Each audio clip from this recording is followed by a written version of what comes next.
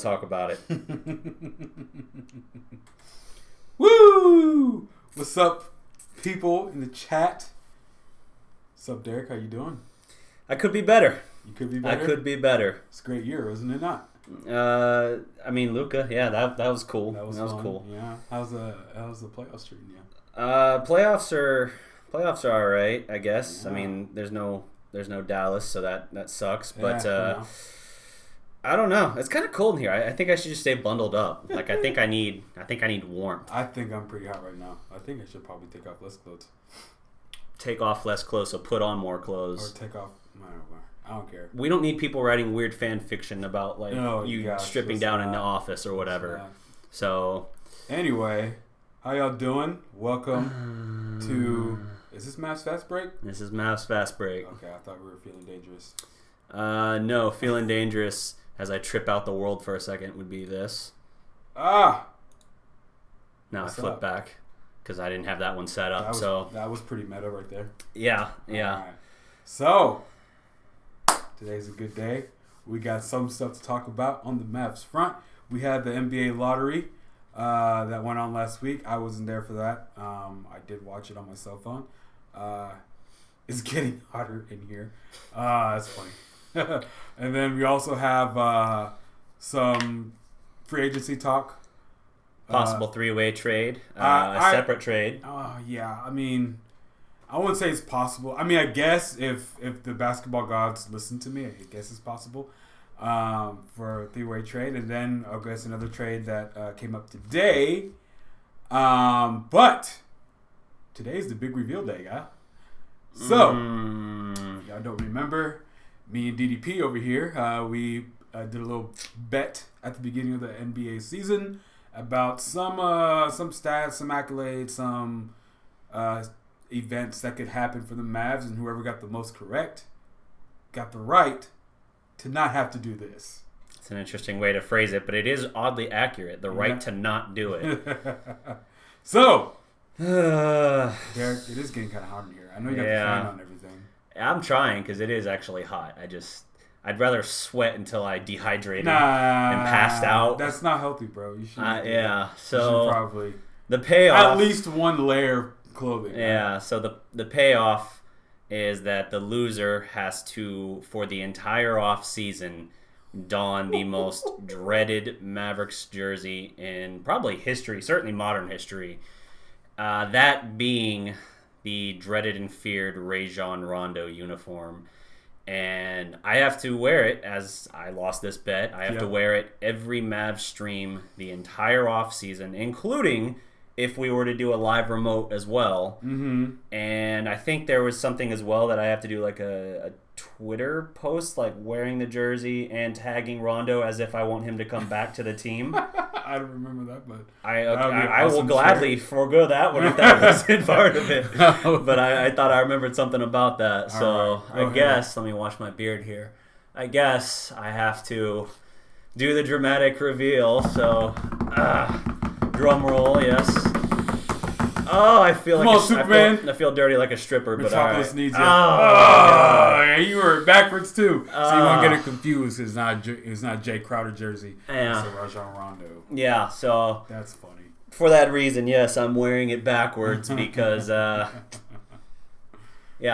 I'd have the front with the Dallas and the 9 and be able to pass it off like it's something else. Yeah. Other streams I'll probably wear it regular, but for this one and for the sake of the punishment, I guess I'll wear it backwards. Rondo right in the middle of your chest. I need a shower. It burns. Woo! Oh man, shame has been brought upon my whole family.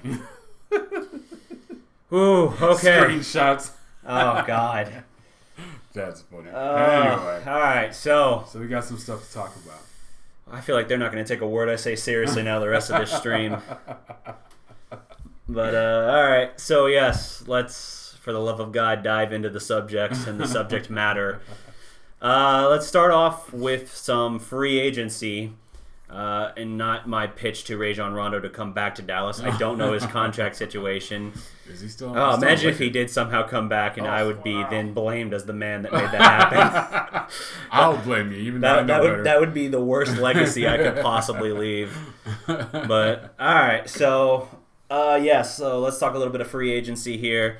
Mavericks are going to have some options. We've been, obviously, the big name everyone's most looking at right now, Kemba Walker. Mm-hmm. I think that one has been gaining a lot of steam. I know even when we first started kind of talking about it, we were a little bit reluctant to dive full force into it. We're on the fence. But I think now I've come around to the point where I'm on board with it. Like, not just because of the lottery results and all that, but also just in general, I've come around on the idea because I do think you need another guy who can go out and score, because we know Luka can score in bunches, but I think Kemba's a little bit more even keeled throughout the course of a game, and I think they would be able to feed well off of each other. Yep. It's good if you can have two guys who can handle the ball. We've seen it all this playoffs. Teams that rely too heavily on one player. Yep. It doesn't work out pretty good. Yeah, you're going to win some games in the regular season, but you need another playmaker. And it doesn't have to be all, it doesn't have to be all. What the heck is this dude's name? Kemba or all Luka, or both of them playing at the same time all the time. Luka can take a rest, and we can still have Kemba out there. Put him with KP. Run our pick and pop, a la Dirk and Monte. Yep. And have fun basketball here again. And then throw in Luka doing what Luka does, which is getting everyone involved. I saw look at it like this. I was looking at highlights or whatever, highlights. But we know, and for us as Mavs fans, as MFFLs, we have struck out time and time after on free agents. I feel like we shouldn't have always the bridesmaid, never the bride. Yeah, we shouldn't necessarily be picky and choosy about who we want to bring in. If it's talent, it's talent. And I feel like our front office is good enough to put the talent around no matter who we have. They're good at scramble mode team building generally. But if we actually they usually miss the first and then get but if we can tier get 2 or 3. If we can get, because Kemba's tier 2, so let's be real. Tier 1 Kawhi, Durant, exactly. So yes. We're starting off with tier 2. So and I would say as well, like a Vucevic as well. Those guys are all tier 2 because tier 1 is just going to be your Kawhi, your Kyrie, your KD. Yeah, exactly. Those guys. So yes, we're starting in tier 2. That's a good clarification. That's good, and those are the people that we usually get. Why isn't the thumbnail picture right? Heck no, because we want people to watch this video. I want people to click the video. So I went with the thing to smile about, not the thing that will send me into a clinical depression. So yeah, because you imagine this, man. You have Luka and you have Kemba on the floor. Picture you game planning against that. Who is your best perimeter defender going to be guarding? Your best perimeter guy probably going to be on Luka. That means Kemba, the person who's been the only player on the Charlotte. I was going to say Bobcats. The Charlotte Hornets. He was a Bobcat first. He was a Bobcat, yes. He was a Bobcat, became a Hornet. Yes. But he's been the only consistent offensive option that the Hornets, I was about to say Bobcats again, that the Hornets have had. And now he's come into a team where the second best perimeter defender is guarding him. Yep. Mind you, he's been putting up numbers against the best perimeter defenders, and pretty much the only offensive option that you need to worry about on the Hornets.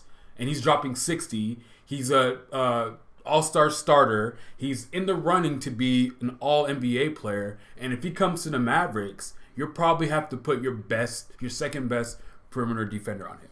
Yeah, I agree. And we know how stacked the West is, and him being a little bit of an undersized point guard is going to be a sticking point for some people. He's been playing undersized his whole life. He knows exactly. And he's been in the league 8 years now, I want to say. He's 28 going on 29 this season. So, even for an undersized point guard, that adds a little bit of pause, I guess, for some people. But I think if you were to give him a 4 or 5 year deal now, it's not as bad as some people might think. No. And especially when you're asking him to be the second or third option. And if he's your second option on a night, it's only because one of the other guys is banged up or in foul trouble probably. So I think it's a perfect situation for him to come in on.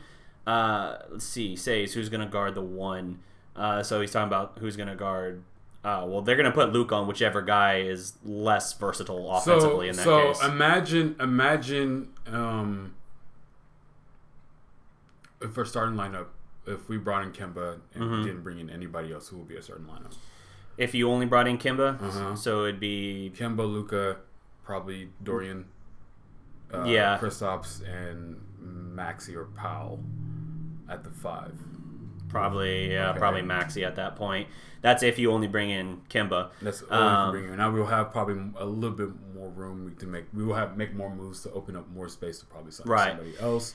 And there's other things to consider as well in that, like a discount guy that I've been touting for a while, and who, I've been talking about him for 3, 4, 5, 6 weeks, it seems like. Okay. And that was Pat Bev, and there's been some steam there. We saw the whole Pat tagging Luka with the googly eyes or whatever, and Luka immediately following him at that point. So, and in that case, we know that there's interest there. And then he had the interview with Sports Illustrated where he talked briefly about the Mavericks and talking about just how exciting, like, he likes the idea of playing in Dallas with Luka and KP and with the rest of what they've got built here. So there's a lot there, and he's obviously a much cheaper option while being a tenacious defender and a 39% three-point shooter. So there's a lot of reasons that makes sense, especially being an off-ball point guard. But he's also not a creator. Correct, but again, he's a guy he's off-ball, so Luka would then be able to be your primary and almost solitary ball handler in that case. But I don't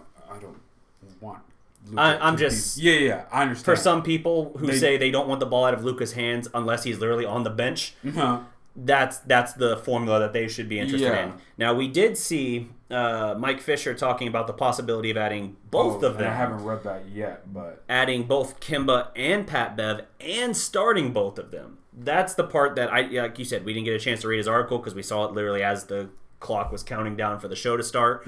So I'm curious about that. If you were to run Kemba at the 1, Pat Bev at the 2, Luka at the 3, Kristaps at the 4, and then 5, like you said, either Maxey, Dwight, or if they make some other thing, whether it be a Dwayne Dedman or whatever, adding someone like that, that would be really interesting to see as well. I love the idea of adding Pat Beverly, and I say that as someone who has hated his guts his entire career. And he can attest that. I have ranted and raved, and I don't know how many text message threads about how much I hate that guy. But I understand. He's one of those guys, like a Deshaun Stevenson before him. When he's on your team, you love that dude. When he's not on your team, he is the bane of your existence.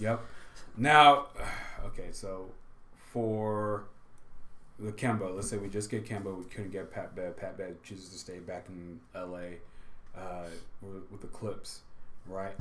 Say it with your chest. Oh, sorry. I'm having like a real discussion. I'm sorry. It's been a long time, guys. Sorry, but let's say okay, so we just get Kemba. We don't get Pat Bev because Pat Bev chooses to stay back in LA with the Clips. What are not in my opinion, but the question I'm trying to ask is, what are like some other options that we have for team building, so we can add a little bit more defense around Kemba and because I know we have the stretch. We can stretch Courtney Lee. Stretch provision waive Courtney Lee. That opens up $14 million he's owed this year. I think it's 12. 12. Okay. And we can trade Dwight if he opts in for his final year, which is 10. Yep. But they're talking about giving him a 3-year extension worth $50 million. Okay. Cuban himself said that after the season ended on I think Ben and Skin maybe. It was on the Fan. I know that. Okay. I mean, but there's other options. I always feel like it's easier to find more defensive talent in this league. Length and athleticism. Yeah, and shooters, I can find that. It's hard to find like the complete a complete package. Yeah. But if I need defense, I can find someone that's probably not going to be the best 3-point shooter, but it can at least provide me defense where if I need it, I could put him with KP, with Luka, and with Kemba to where, hey, you don't worry about offense. Yeah. We will just have these guys worry about the offense. You worry about shutting down the other team's best player. Right. And I feel like we can do that. We can find that. Now, it would be awesome to have someone that could contribute on the offensive side. Like a Danny Green? A Danny Green is another wish list guy for me. That he's 31, I believe, so I don't think you'd have to break bank for him. But he is more of a name of that commodity type, so for that reason, he's not going to be the cheapest 3-and-D option you can get. Yeah. But, I mean, obviously, we know what he is as a 3-point shooter, and as a defender, he's very good as well. So if you added a Pat Bev and a Danny Green, you're spending a quarter of the money that you're spending if you get like a Kemba or something like that. So your team gets better, functionally speaking, but I don't think you have quite the manpower to get over the top. We're not trying to rebuild the 2011 Mavericks here, even though that is our team. Mm-hmm. We're trying to evolve with the times and build the strongest roster that we can, and that means adding another star player, another big fish, so to speak, in the Kemba Walker the type. I know another name that's been floating around a lot is another one I'm interested in, Brogdon.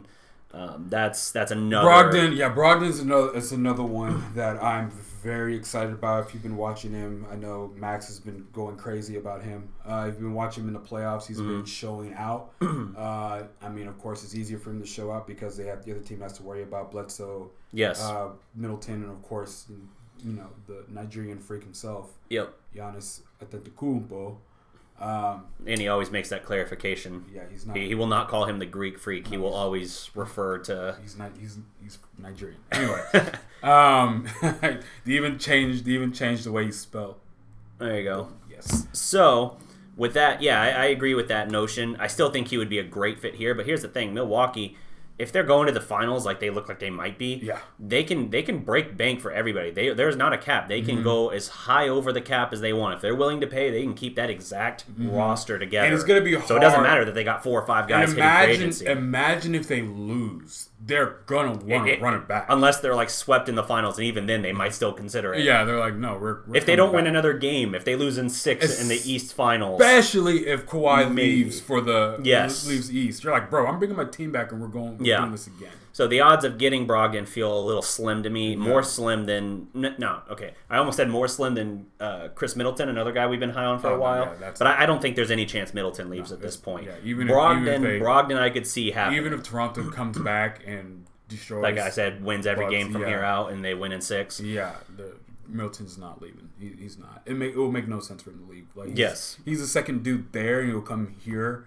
to be a third. Yeah, but his team's the number 1 in the East, so it's not best record overall in the regular season. It's not happening. Brogdon will be our best chance out of that whole roster. Brogdon will be the best bet for us to for someone that you could pluck. And then also much respect to him though too. I didn't know he builds wells in Africa. Nice man. So that's a guy after my own heart. So let's go back and answer some of these questions. Abraham Young booing the Rondo thing. I trust he was here for the beginning to know I'm not just willingly sporting this man, shit. He's a what do you guys call him on Twitter? He's a Rondo stan. Oh god. He stands for Rondo. He's like, bring it back. Let Rondo. What was it? The 2014 team. Let's run that team back. Yeah, the 2014 team. The problem it was like one of the 3 best offenses in the league, and then they made the Rondo trade, and it fell in the tank so hard. The problem with that team was we had Jameer Nelson as a starting point guard first. We had too many guys who were good on one side of the ball. Mm-hmm. We were a great offense, not good defense, even with Tyson back. Yeah, so Tyson wasn't that good at offense. He was a good defender. We had Al-Farouq Aminu, who was at that point was absolute zero on offense. Hey, there's a guy to consider if we want back as well. Yeah, because he's getting better on offense. I would be interested in bringing back Al-Farouq Aminu as well. I was upset when we lost him in the first place. Bro, it was July 1st, 12:01. Yep. He signed that contract. I was mad at that. What's another name, speaking of Portland, that we've been hearing? Seth Curry. Would you be interested if you could get him in a possible reunion? Who do we have? Because he's such a good shooter, but at the same time... He comes off the bench for Portland still, right? I know. So it's not role-wise a difference. Do you offer him a starting shooting guard spot here? No. Who would you rather have as your starting 2? I mean, I know the lineup you listed earlier was Luka at the 2. There's so many other people I'd rather have it starting at the 2. I just meant if it was the difference in signing him or not signing him. Okay, say that again. If giving him a starting job, at least initially, if he loses it, he loses it. Okay. Giving him a starting job initially gets him to sign with you instead of staying with Portland. Does that influence you to at least go like, all right, let's at least try the experiment, bringing him back because we do want him back, and bring him back as a starter, and then we'll adjust if we have to. So our starting point guard would be Luka. Then you're not breaking bank for Seth Curry. I know, but also we're saying Kemba. Kemba is still there. Kemba, Seth, Luka 3. Yeah, it's not the best backcourt defensively. as I hear it out loud, He's like, I'm immediately like 14 Mavericks. You say put up 150 points, but give up 151. Literally like 30 seconds after we say like, no, we're not trying to rebuild that team. I'm like, shit, I'm rebuilding that team. Hey, that team was hell of excited. I'm not gonna lie. Even with him coming off the bench, because I think Portland getting to the West Finals is going to be hard to get him away from there. Yeah, we were wrong again on Portland dropping off a bit. They were the same seeding as they were last year, and they made obviously a deep run. Although they're getting waxed in the Western Conference Finals without but KD. At the same time, is because of Houston. Sure, Houston, they didn't play well at the beginning of the year because you made that call because they got Carmelo Anthony, and that was a huge loss. And ended up Houston ended up being like the 4th seed or something like that. So they ended up having to play Golden State in the second round instead of the Western Conference Finals. So credit to them though. I mean, they had a good season, but I still don't know. I don't know about Portland and whatever. But Seth, if the money's right, I like the guy. I'd like to bring him back. He'd be a great fit alongside Luka. Again, he's a more one-dimensional guy. And so, if you have Kemba and him, maybe not. Maybe if you go into scramble mode, like if you don't get Kemba, maybe he's a good, all right, let's just start throwing defenders and shooters around. Yeah. Then he would be a great guy to pick up in that slot. Yep. All right. What about Julius Randle? Julius Randle. I pointed out after the lottery drawing, the silver lining could be now. I still think Anthony Davis gets traded, and we've actually seen reports like I was saying that at the time, and we saw within the hour of my show wrapping up then, reports saying nothing has changed. He still wants out, and I agree. By the way, on his part for that, even though they have a new GM and it's not the GM that blew up the one good team he had in his time there, but. With Zion now coming in, Zion is, what did we say, 6'9"? He's 6'7".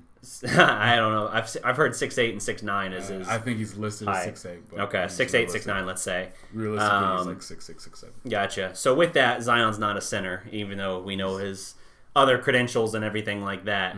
So obviously we know Julius Randle is also an undersized front court player, although he's at least 6. Oh no, he's 6'9" as well. I think. 6'9". So 6'9" power. Really 6'9", yeah, 6'9" power forward. Him and Zion aren't probably. They're going to be a small ass front court if that's what they put together. And he's got a player option for only $9 million. He's turning that down because he's easily outperformed that. He was like almost 20 and 10, right? Not quite. It was 20 and like 8.5. Okay. But he did that playing alongside Anthony Davis. Way more than $9 mil. Yeah. Oh, he'll make way more than $9 mil. So if that's the case, I look at that and I'm like, okay, he's opting out no matter what, even if he's interested in staying there. He's a Dallas native. He had interest here before. We didn't have interest in him last offseason, but that was because he could shoot. Yeah, that's one area he greatly improved this past year. Is he extended his range. He's still an undersized defender, not a great defender. That's the one knock that didn't improve a whole lot, but he has extended his range and he has shown, dude, I can give you 20 and 8 if I'm in the starting line. Now, obviously, if he's playing with Luka and KP, he's not going to get the touches probably to give him that. But still, that's an effective thing, and you can probably get him at still a pretty reasonable number. Do you think you could get him at 14, 15? That's what I was thinking, 14, 15 mil a year. I'm down for that if that's what it is. Again, you got KP, and I know KP, that's the part that doesn't fit, right? Because we talked about KP being the power forward, and now you'd have to force KP into that center thing because you're not going to have a 6'9" center and a 7'3" power forward. That's just not something you really see.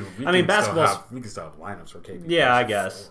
So. Yeah, I know with as positionless as basketball has kind of evolved into, I guess you could work around that. Your position is pretty much what you're guarding instead of what you're playing on offense. Yeah, exactly. So, I'd be interested for sure. So I don't know, man. Project. I know you've been off the show for a while, but. Sorry. Your unspoken ban has lifted. Project. Yes. I had people ask me at one point if I kicked you off the show. I was like, no.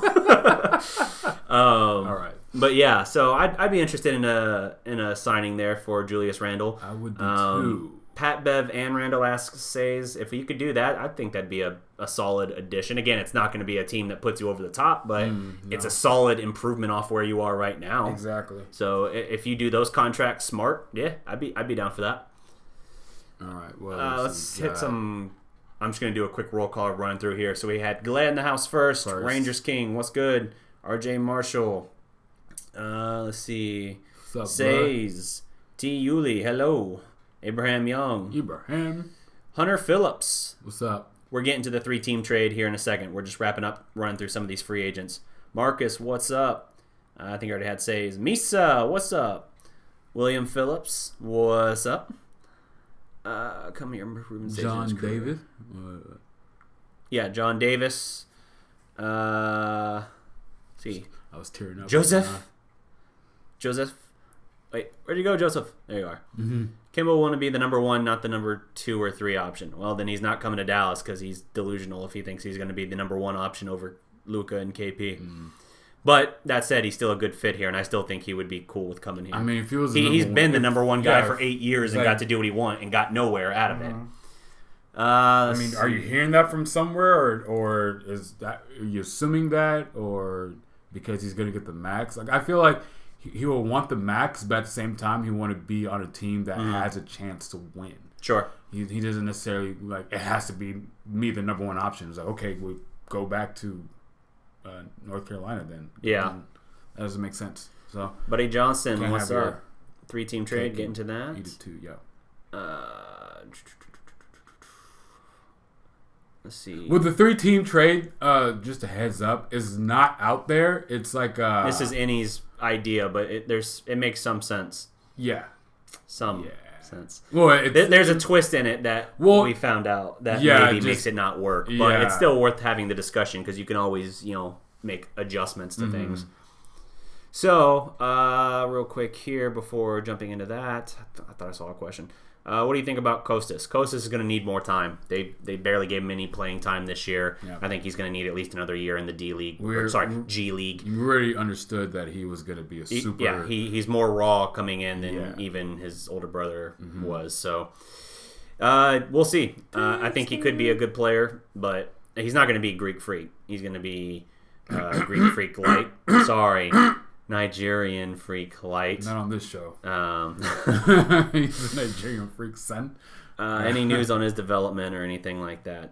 I mean, he's progressing, he's improving, but it's going to take time. Let's see. Have a feeling on him being a great player. I would love to see that, but I don't know. I haven't heard anything earth-shattering about his development. Danny Green. I'll watch him in. I don't know how to say that word in Slovenia. It's not a good 3-pointer. You're saying Danny Green is not a good 3-point shooter? He has the NBA Finals record for most threes made in the finals, but in a single finals series. I don't know about that. So agree to disagree. I don't know. I don't know. I didn't watch him in whatever Slovenia thing you're talking about, but regardless, his reputation has been very good. He was the sharpshooter for the Spurs for their last 2 titles, and now he's been a sharpshooter for Toronto. If they would have won that first time against the Heat, they should have. He probably wouldn't have been Finals MVP. He might have been because that was the year he set the record for most. He beat Ray Allen's record for most threes made in a single final series. He sucks in the 2019 postseason. It's one postseason. Yeah, Kemba is not part of the 3-team trade we're talking about. No, Kemba is not related to that. Mr. William Phillips. Let's see here. Take it out of Mr. Claw Larson. I think he's talking about Kemba. Take the ball out of Luka and Porzingis' hand too much. The ball's not really in Porzingis' hand too much. Like, he's not a creator in it, right? I know he can go off the dribble a little bit. But guys, okay. We need to set the record straight. We love Luka Doncic. We know he's a freaking aficionado with the ball in his hands. There's not an NBA team worth its weight in gold that has just one playmaker with the ball. If you want to be successful in the league, you need multiple people that is able to make plays with the ball in their hands. Luka is so good that he can actually be effective as well with the ball in his hands, but he can be effective without the ball in his hands too. So I'm not trying to take the ball away from Luka's hands. I'm trying to give him help. Yeah. Because the one thing we don't want to do is not provide Luka Doncic with help within the next couple of years to where he gets sick of having to put up 30 points a game to have to at least have a chance of winning. We don't want that. Yeah. So we want to put offense and defense and everything around him. That's what we're doing. Right. So something else. That's the reason why we want Kemba Walker. Another thing to keep in mind is we've been talking about all these free agents real quick. Keep in mind we're re-signing KP this summer. Yeah. I mean, at the very least, even if he goes, unless he goes qualifying offer, which was thrown out there immediately after the trade, but we heard that was overblown as well. They're going to try and offer him like a $150 million contract to max him out to stay in Dallas the next 5 years. If that doesn't work out and he ends up doing the qualifying offer, which is only like $4 million at that point, then sure, you have a ton of financial flexibility and you got to work your ass off for a year to convince him to stay. I'm sure we can do that. I'm just saying. I'm just saying. Otherwise, the Mavericks' primary motivation is to give him that deal, and if you're paying him that's going to eat up a ton of that cap space. So that's something important to keep in mind as we're talking about adding like a Kemba or a Beverly or something like that. Yeah. You have to factor in we still got to sign our own second most important player at this point. So that's something to keep in mind. And as long as he doesn't get punched out in a nightclub somewhere in Latvia, exactly. I heard he was actually hit with a chair. People are wondering how they were able to reach him, a 7'3" guy. Yeah, in the face. and I've heard all kinds of things like he was blindsided, sucker punched, whatever. His hand he said, quote, effed up, but no structural damage. So, assuming that that's the case, he'll be all right. He'll be fine. But God, talk about a guy that needs the season to get here more than anything. I mean, I understand the other thing happened before he got here, but he is not having a very headline-worthy off season that you would want for your second best player. But anyway, so yes, let's go into that. What would it take to get Anthony Davis? More than we probably are able to do. Especially because they're not going to want to move Luka or KP. Yeah. So at that point, we literally have a bag of peanuts. All right. So 3-team trade. Hypothetical 3-team trade. Okay. So I got to set the table for this one. I need your help. All right. So everyone's talking about after the lottery, the New Orleans Pelicans win the lottery, get the first pick. Reports come out that stuff hasn't changed. Anthony Davis still wants out, so wants to get traded, right? So we know the two teams. I'm setting the table right now. There's only two teams that we know for a fact that Anthony Davis was signed an extension to, and that is A, the Lakers, and that's B, New York Knicks. Okay, so keep that in mind. David Griffin does not want to send Anthony Davis to the Lakers. Lakers have had too much luck in terms of those trades over the years. Exactly, but they don't want to keep him in the West. They want to trade him to the East. So that's another point, right? He doesn't want to go to the Celtics because the Celtics might end up losing Kyrie Irving. And he's already stated that he doesn't want to go to the Celtics, even though I think he stated that he won't mind. Anywhere, I think he said it was his father saying that he didn't want to go there or something. Okay, so, but we back to the original point, there's only two teams that he said he will sign an extension to. So, I heard... Man, we got 78 people watching this. What's up? Exactly. Hopefully I'm on my game. Anyway, so, I forgot where I was. Why would you point that out, man? I lost my train of thought. You were talking about the two teams he would sign with. Okay, so New York Knicks. Okay, New York Knicks and LA Lakers. LA Lakers are the pack because David Griffin doesn't want to send him to the West. All right. So I heard a theory on wherever that they might need a third team to help facilitate that trade. Yes. Enter Mavericks. Boom. All right. So check this out. Mavericks need a playmaker next to Luka. All right. Need a defender next to Luka, right? So, and we also have that trade exception. So here's the 3-team trade. New York gets Anthony Davis. Dallas gets... Who does Dallas get again? It's your trade, man. Drew Holiday. Sorry, I forgot his name. Dallas gets Drew Holiday. All right? Okay. And the New Orleans Pelicans get... Kevin Knox, Dennis Smith, Dwight Powell, the Mavericks... 37th pick? No. The Mavericks' original pick that went to New York. Oh, yeah, because it comes from New York. So part of the KP... 2021 first-round pick. And I think probably something else. So, I hope you guys wrote that down. I'm going to pull it up off your Twitter thing where you first presented it. Or no, you sent it to me in a text, didn't you? I sent it to you in a text, but also put it... So now the mystery. Did I keep the text? Unbelievable. You can check on my Twitter at NUDuka_DP. I did not. Unbelievable. So, I'm basically shooting from the hip. But here's the thing. Anthony Davis doesn't want to go to Boston, though. He said there's only 2 teams that he will sign an extension for. So would you be Boston and give away all your assets and not have assured that Anthony Davis would stay though? Recent history has been pretty kind to the taking that chance. OKC swung for the fences with Paul George and got it to work. And it sounds like Toronto at least has given themselves a chance now. Whereas when it happened, people are like, he's gone. Like even like his camp was kind of like, okay, I guess we'll do this for a year. Recent history, the recent history is just what's his nuts? Paul George. Who else?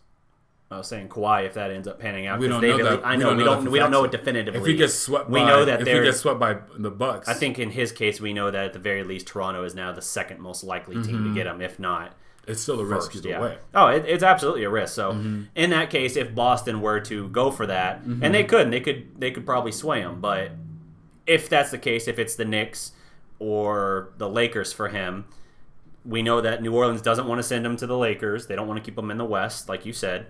So, yes, it would make sense. He just had the best season of his career and was an all-star. I don't think he regrets it. He doesn't regret it.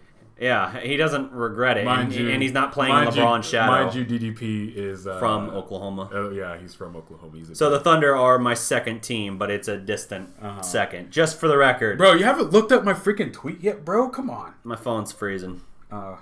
Jesus. All right. Anyway, so while he looks that up... It'll only take me a couple of seconds. All right. Yeah. If that happens. Okay, so this is what I said. Right. He's got the rundown. So can a 3-team trade be worked out between New Orleans, New York Knicks, and Dallas? New York's get AD. Dallas gets Drew Holiday. New Orleans gets the 3rd pick. Dennis Smith Jr., Kevin Knox, Dallas's 2021 pick, and what from Dallas? Dwight Powell or the other guy, Maxi Kleba. I said this in my tweet. I'm shooting for a hip. I don't know if it works financially. I don't know. What's up? Can't catch him. I don't know if it works. Everything works out. But who says no, though? Consider this, though, for New Orleans. Knox and Dennis Smith, we know what kind of athletic freaks they are. Dwight Powell is also a lob threat monster. Add all that to Zion plus the 3rd pick. So, yeah, exactly. So New Orleans would have the 1st and the 3rd pick in that scenario. So if you're New Orleans, your lineup would possibly be Dennis Smith, R.J. Barrett, Kevin Knox, Zion Williamson, and let's put Dwight Powell in there because he's a lot more. Or a Jarrett Culver if they went that direction. Who? Jarrett Culver, Texas Tech guy. He's also been projected around that area. Okay. So that's another guy. So if they had something like that, yeah, they would be dunk central in New Orleans. Now they will be bad. They will be bad, but they will be entertaining. There'll be which you need people in those seats. If you're going to be bad, you at least need to be entertaining to keep your guys kind of entertained and engaged. Keep your fan base entertained. And that might finally be somewhere that Dennis Smith could actually have time to develop. Exactly. Like we're still fans of Dennis Smith and all that, so I'd like to see him get that chance because I don't think he's going to get it in New York, whether they get Kyrie or whatever. Yeah, New York, you have AD. You're probably going to get Kevin Durant or Kyrie.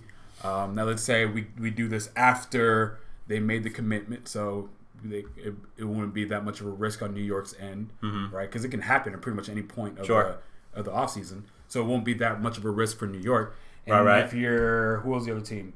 Dallas, we get Drew Holiday. And Drew Holiday, we know when the Pelicans were last in the playoffs and they swept the Blazers in the first round, Drew Holiday was playing and starting with Rajon Rondo. We know Rondo isn't effective unless he has the ball, so that means Drew Holiday can play off the ball, is a good defender, and can shoot well. He's, as Andy was saying before we went on the stream, he's not going to give you the level of scoring that you would get out of a Kemba Walker, but he'll give you a more kind of balanced approach in that regard. Yes, Max. We're saying to negate the risk of Celtics trading away Jason Tatum and other people, and for a rental of AD, they might want to stay away. We're talking about 2 teams that we know for a fact that it's come out of his mouth or his representative mouth that he said he will stay. Or his father's mouth, who can be a representative, that he will stay and he will sign an extension to. So that's why I don't have the Celtics. Yes, they have Celtics. Even the Lakers have a better package than that. Yeah. But we don't. Because now they have the 4th. Yeah, they have the 4th, exactly. But we said David Griffin does not want to send him to the West, right? So that takes Lakers out of the running. That takes Lakers out. Celtics, we don't know if he wants to be signed there, so that takes the Celtics out. So we're trying to put together a package where all teams come out ahead. So, yes, I agree with you. Boston does have a better package than we do. Mm-hmm. They can send Jason Tatum, Robert Williams, Horford, whatever, Jaylen Brown, whatever. It doesn't matter. But we don't know if Anthony Davis wants to stay there long term. If you want to put your whole franchise in that much of a limbo for a year, or much of a, I mean, I guess with the tight sphincter, because will AD stay? Will he go? I wouldn't do it because the Boston without Kyrie is still a good team. Yeah, I think Boston regressed with Kyrie. You look at what they did last year versus this year. So yeah, I think Boston could get feasibly better, not better in terms of total talent, but better as a team without Kyrie. Kind of like what we've seen with the Warriors, not to pivot too hard off that subject. Yeah. But when Kevin Durant's on the floor, obviously he's the second, if not at this point, best player in the world. And so when he's on the floor, you see a little bit of Steph and Clay kind of deferring to him. And now that he's been out for this little stretch, you see the Warriors moving the ball better and kind of playing better as a complete team instead of deferring as much to KD. So while talent-wise they're not better, they haven't lost since he went out. Exactly. So there's something to be said for that. Boston could be a similar case here. Now, yeah, all signs are pointing to. I'm literally having a conversation with Max. if Boston throws their hat in the ring, it's going to be tough to beat. We're saying this is an offer that gets your name in there and in the running for a guy that would fit well and a guy that the Mavericks wanted just a couple of years ago. Exactly. So all stuff to consider. But that's the hypothetical trade. It's interesting. I think it does improve each team.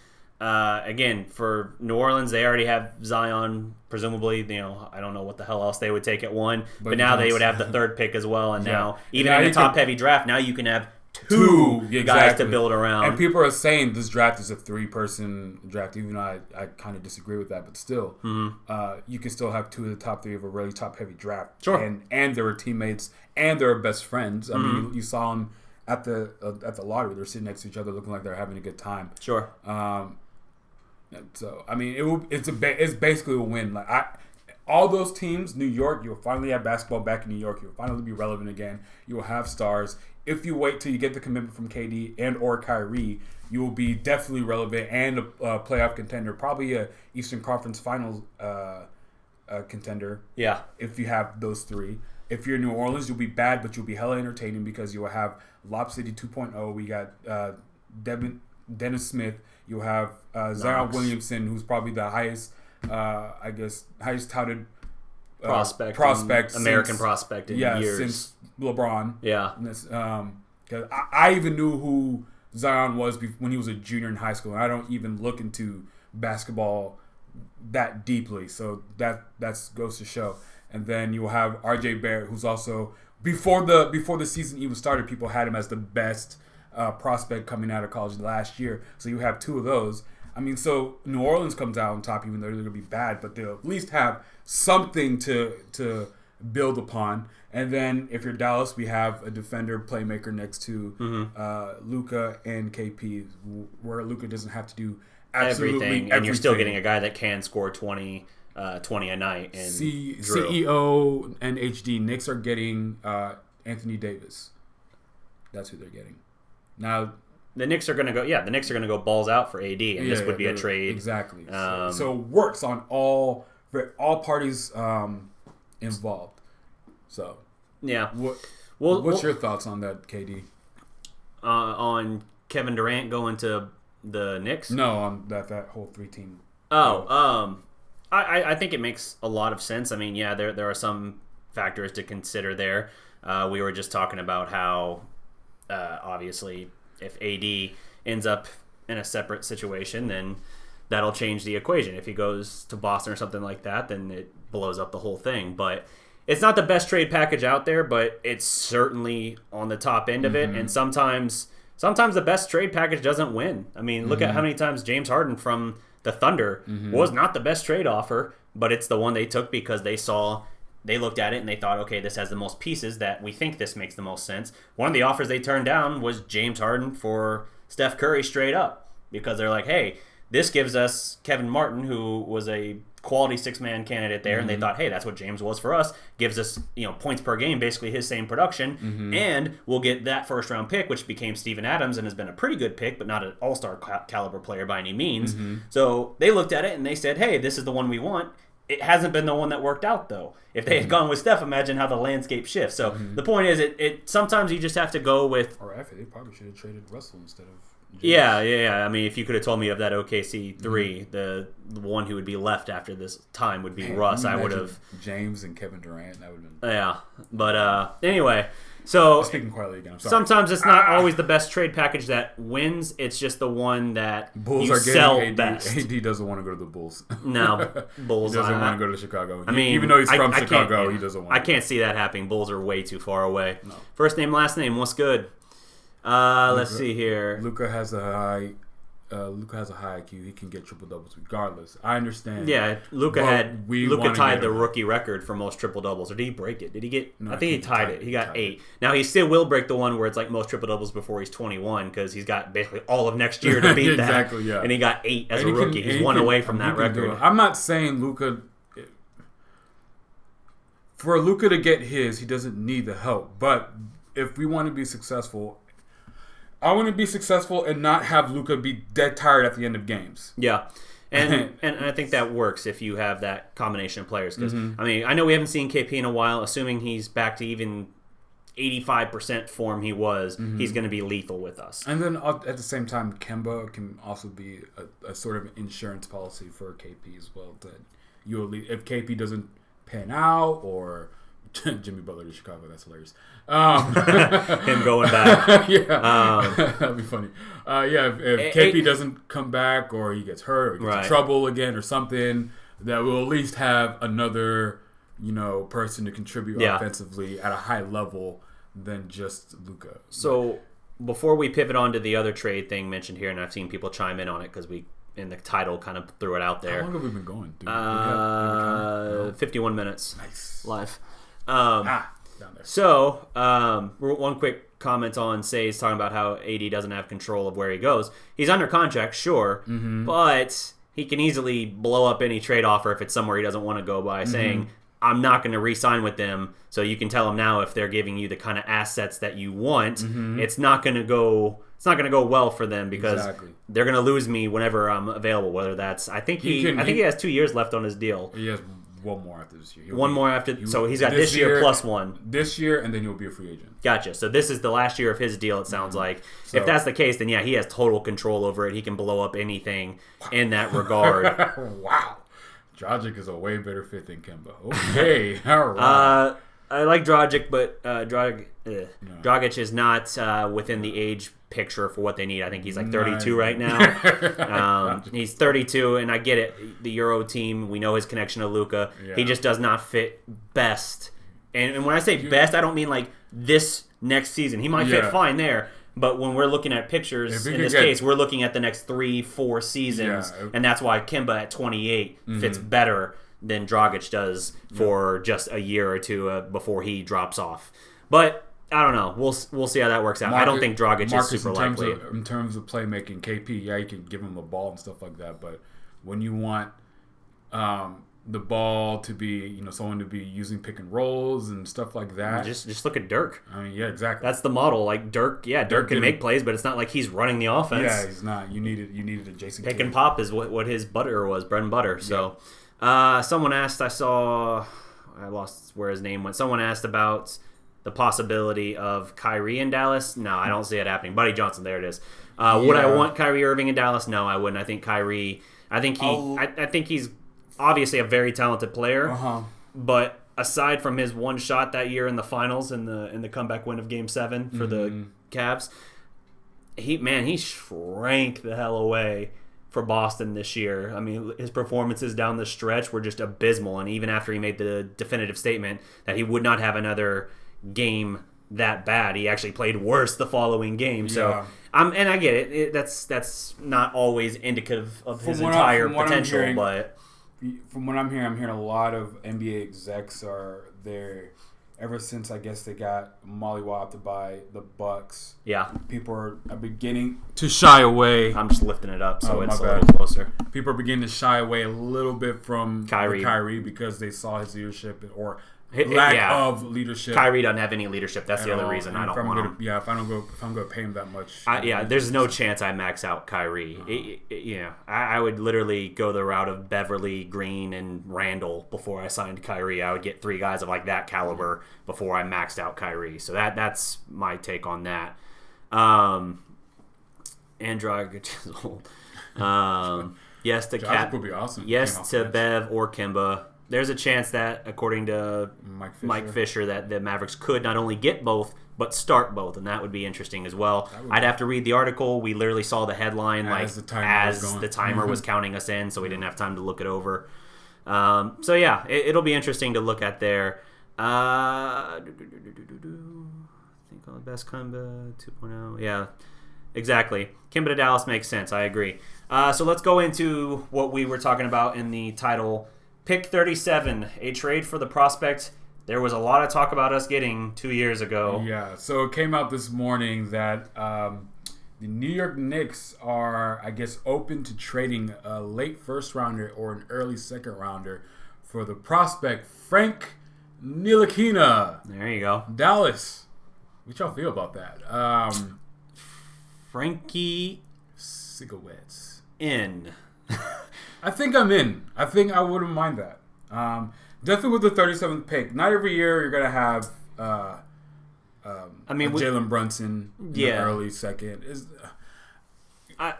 With the 37th pick, you're probably getting a player around the same age as Frank Ntilikina with less NBA experience. I mean, he's Luka's age, right? Suck my kisses. I don't know. I'll leave that one and be. I think he is Luka's age. So Frank is Luka's age.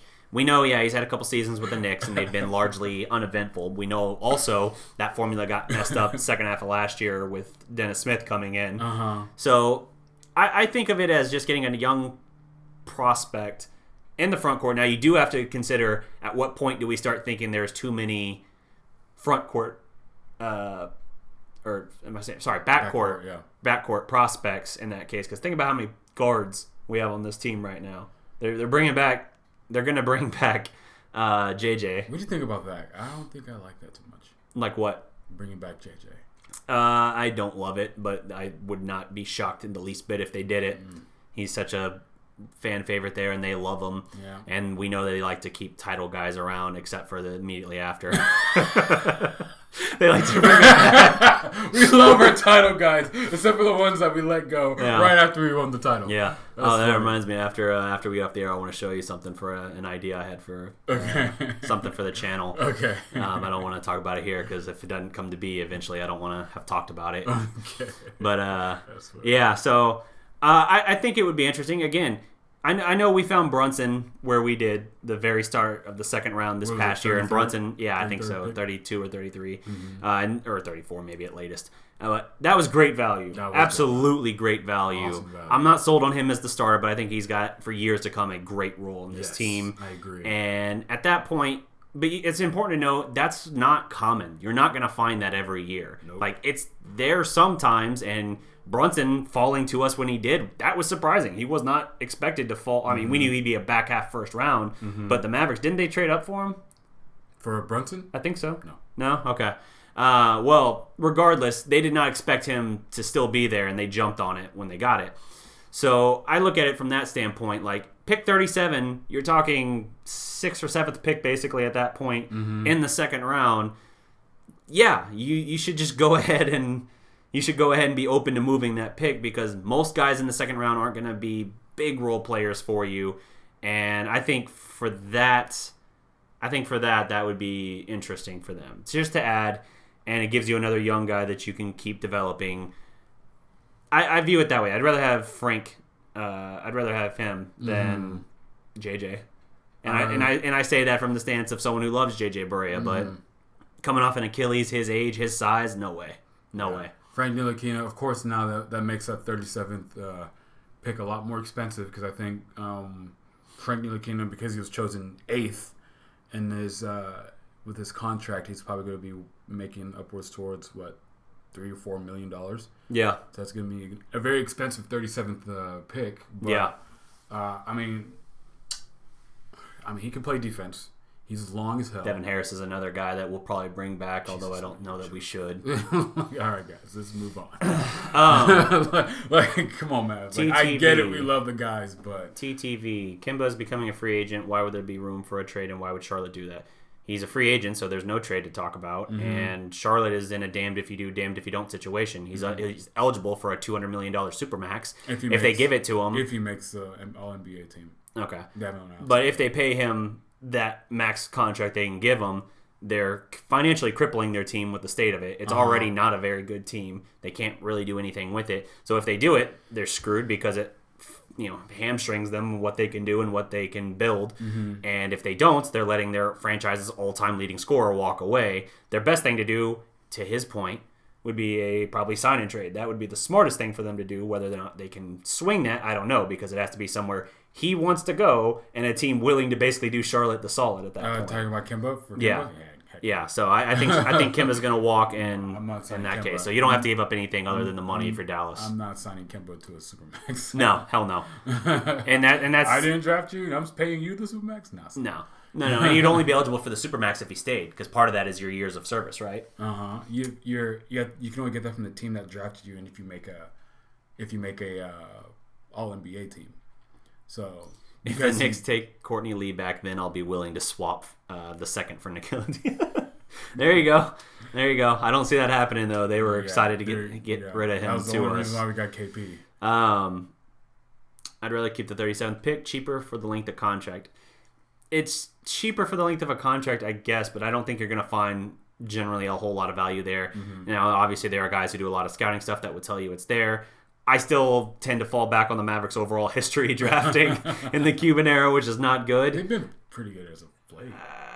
Luka, Jalen, Dennis, which we couldn't mess up. Literally, the Knicks handed us Dennis Smith. Crowder was pretty good. Not for us so much. Ricky Lito? No. Ricky Lito is an example of the kind of second round. Hey, I still have hope, man. I was so freaking big on Ricky Lito, dude. Gosh. Anyway, I still have hope. So that's what I would look at there. What about Frank and Knox for the 37th? There's zero chance we get both of those guys for the 37th pick. No. But we'll see. So that's where we. God damn, that's a very expensive 37. Yeah. Who are you trying to get with the 37th pick? I'll be like, wait, what do you know that I don't know? Yeah. I'm keeping it. Yeah. You know something I don't know for the 37th pick. You're trying to give me Knox and Frank? Yeah, there's something fishy there. Let's see. So what is another? Let's see. Either way, my Pelicans will soon be drafting Zion and probably re-sign AD. I don't think the Pelicans are keeping AD, but hey, if you do, more power to you. Amen. Not much in return, hopefully. Tatum. Possibly re-signing AD, but if not, something in return. Mm-hmm. I don't really see you all making the playoffs. If I'm New Orleans, I would love for them to. If I'm New Orleans, I would love to trade with Boston. But the point is, Boston's like, well, if this dude's not trying to re-sign, I'm gonna have a little bit of pause. Yeah, Danny Ainge, he is liable to make that risk, but you can completely gut your whole, young talented team if you're giving away, what's his name, Jason Tatum or Jaylen Brown, or probably not Marcus Smart because he's a little expensive. Yeah, he just got a new big deal. Yeah, or Terry Rozier if he's willing to sign again or something like that. I'd be interested in Rozier. I won't. No, I'm done. He's too ignorant. All right. Yeah, I mean, you can get back good talent, but Celtics, yeah, if you give that away and he leaves, now you're back to where you were after you traded the Nets, all your players. Yeah. And you have the picks, but who knows if those picks will work out? You know what I mean? Yeah, I mean, you hit it big with Jason Tatum. You hit it big with Jaylen Brown. Right. That's not proven to happen every time, especially in the NBA draft. Like, Markelle Fultz was chosen number 1. Mm-hmm. Where is he now? 2 years later, he got traded to Orlando. Yeah, exactly. Yep. For a bag of peanuts. Exactly. Anthony Bennett. Of course, that was a little bit of a rare exception because of the shoulder. Mm-hmm. Anthony Bennett, that should have never been the number one pick. That was just a terrible selection. You can, but that was not a very good draft. You can get all the best picks, but they're not guaranteed. Sure. To work out. You have guaranteed talent because you know what these players bring. Jason Tatum and Jaylen Brown. Jaylen Brown, he should have got more playing time against the Bucks. He was actually doing pretty good. Nah, man, what are you doing? I'm turning it around. Oh, okay. I thought you were taking it off. I'm like, no, that's not the deal, Kyle. Kyle. You know, South Park. South Park. Yeah. Anyway.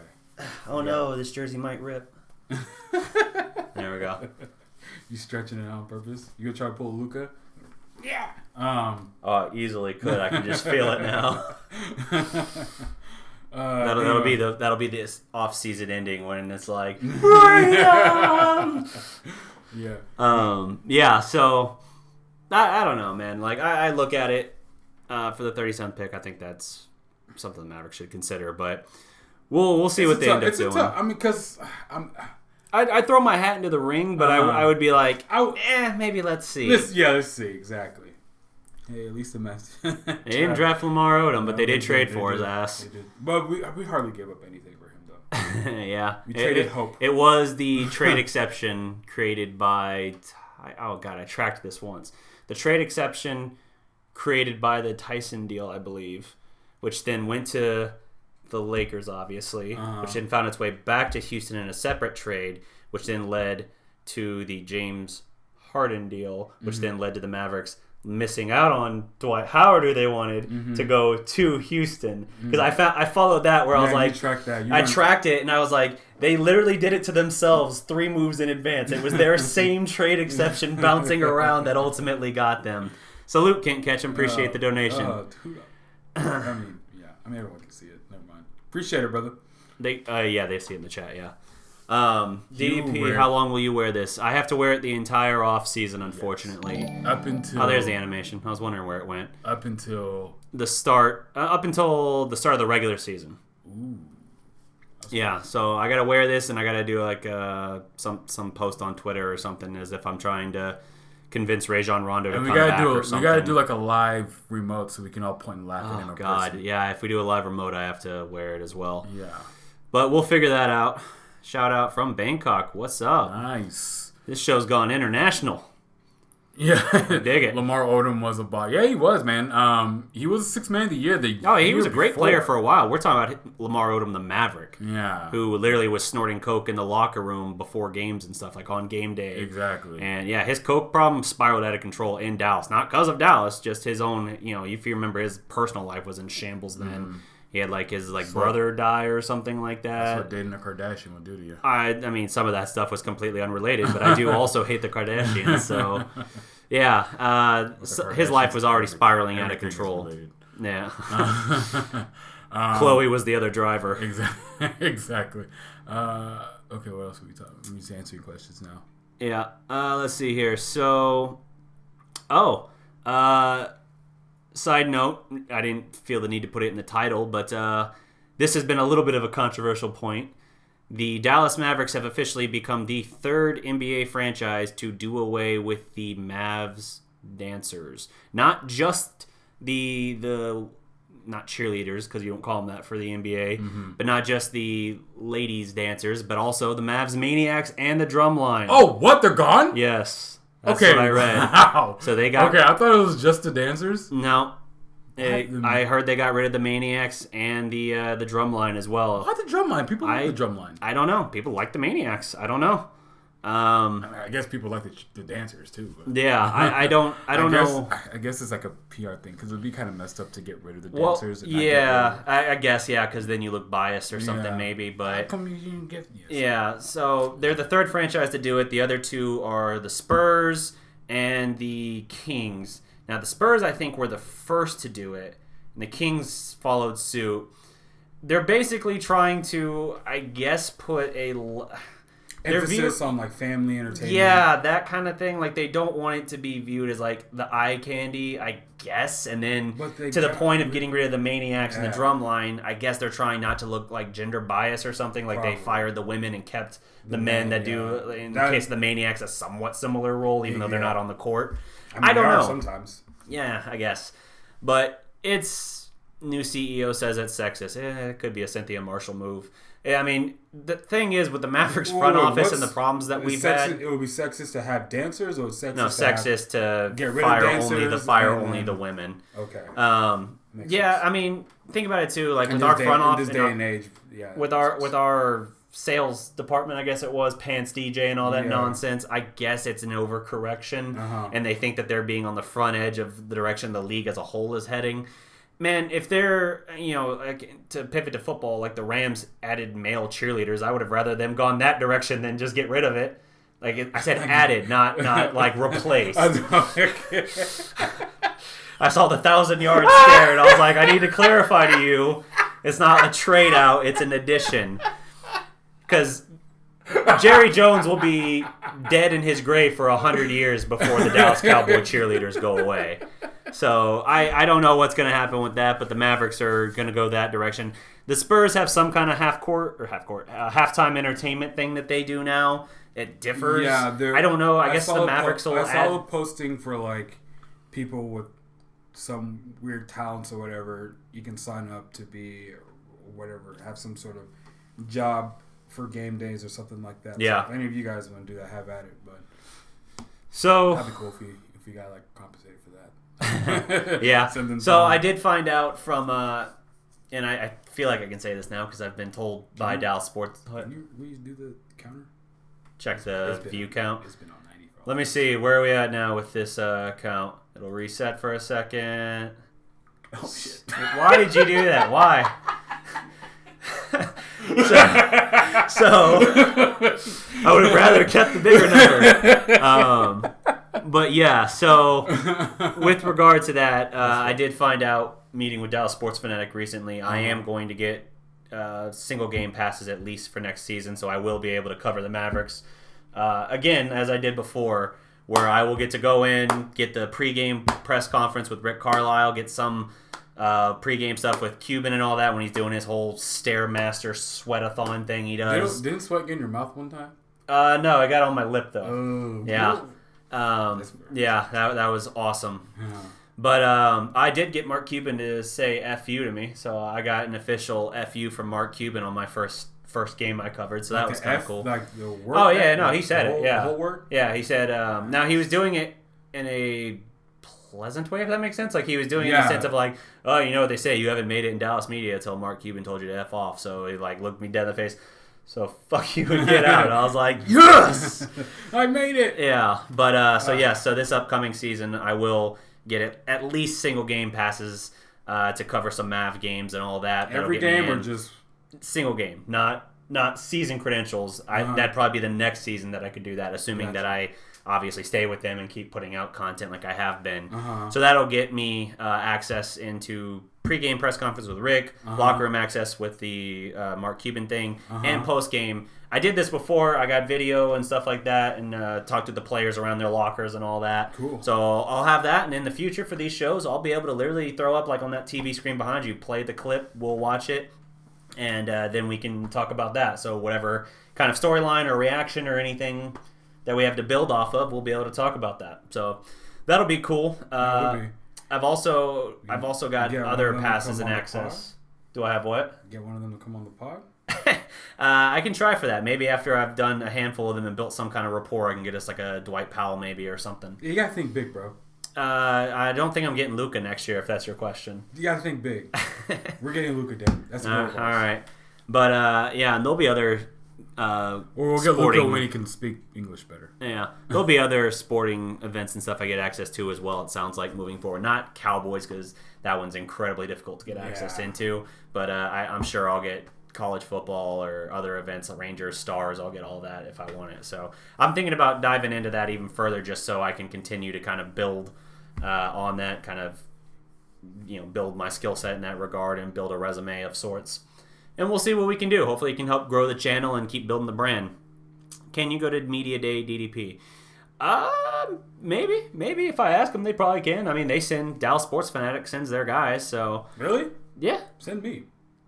You don't work for Dallas Sports Fanatic. I'm an extension of you. If I can get 2 one. passes on behalf of that, You and me are one. yeah, We're married. I'll wear like the lanyard that says I'm with Dallas Sports Fanatic, but I'll wear a prospect shirt, and then you'll have a shirt that says, well, I was gonna say me too, but that wouldn't go over well. That would be frowned upon, probably. Oh man. That would not go well. Interesting that's what comes up after talking about the dancers. Let's see here. Like, what the crap is going on? Can't catch them. Congratulations. Thank you. Let's see here. Yeah, I saw that Memphis would be willing to trade Mike Conley now that they got the second picking. What happened? Project. Oh, sorry.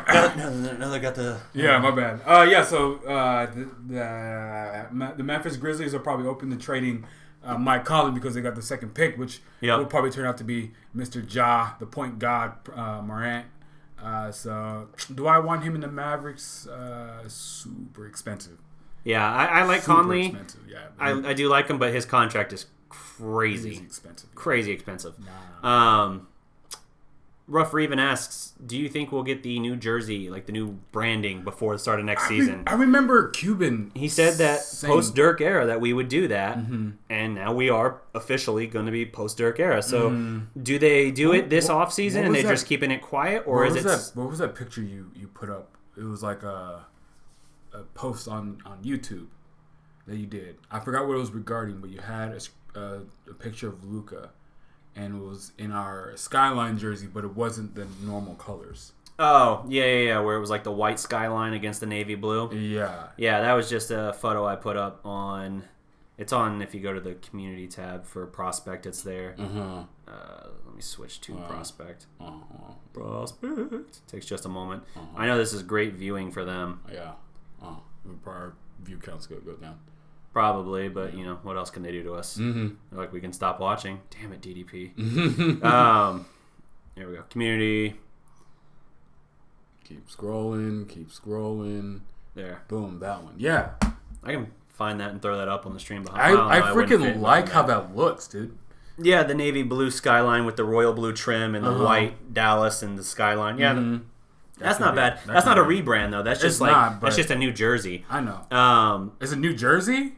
Well, no, I'm saying like that is a New Jersey concept. Oh, it's the same it's the same design we have now. I know, but the colors are different. That's right, what I like right. But it's not a rebrand, is what I'm saying. A rebrand is literally replacing the Mavericks logo. Yeah. Okay. Yeah. So I don't know what the rebrand's going to be. I don't know if it's going to happen this offseason. I've heard nothing saying it will. Maybe they go one more year with the current setup and then do it. I don't know.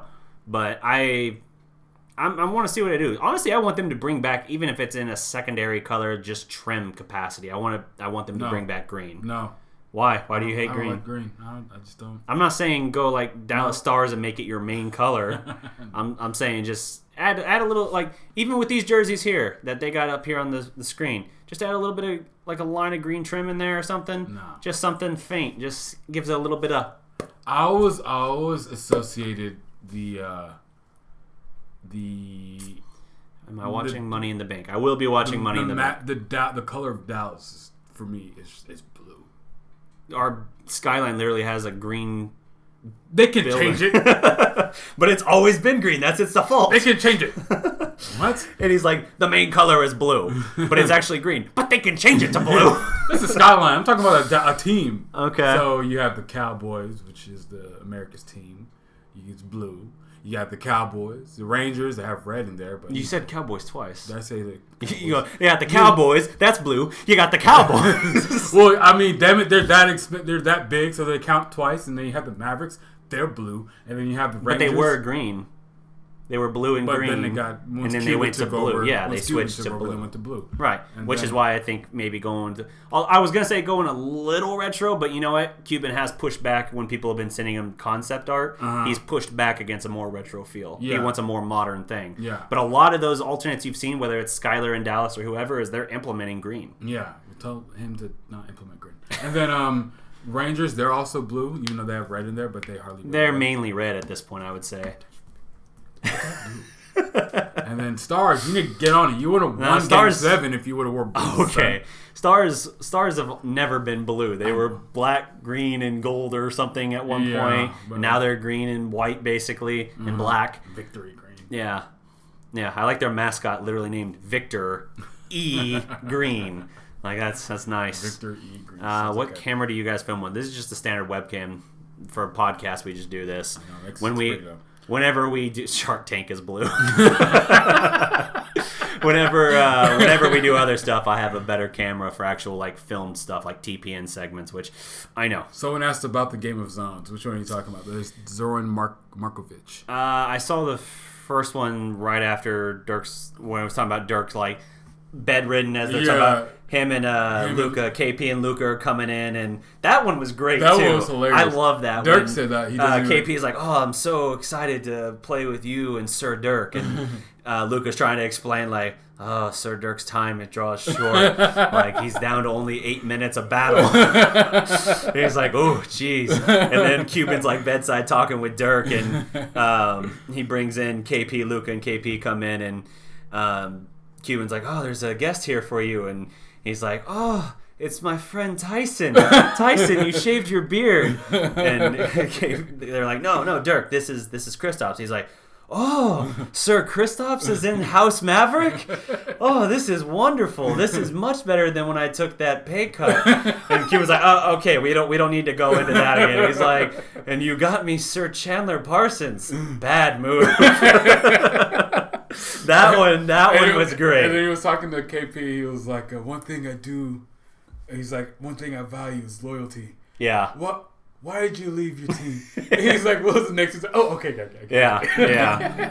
For sure. That was funny. Yeah. Hey, salute to our new subscriber. Nice. And then Quentin, what's good? And then the one you should watch the lottery one. The lottery one was funny. Yeah, I haven't seen the lottery one yet. It had all three Europeans on there. It was pretty funny. Yeah. You say the P Diddy one? The 06 P Diddy. Is that the silver one? No, that was the green with blue and white trim that said Mavs. Oh, okay. I liked that. I like that one. When I play 2K19, the one I use a lot is the P Diddy one, but not the green one. It's literally like this color.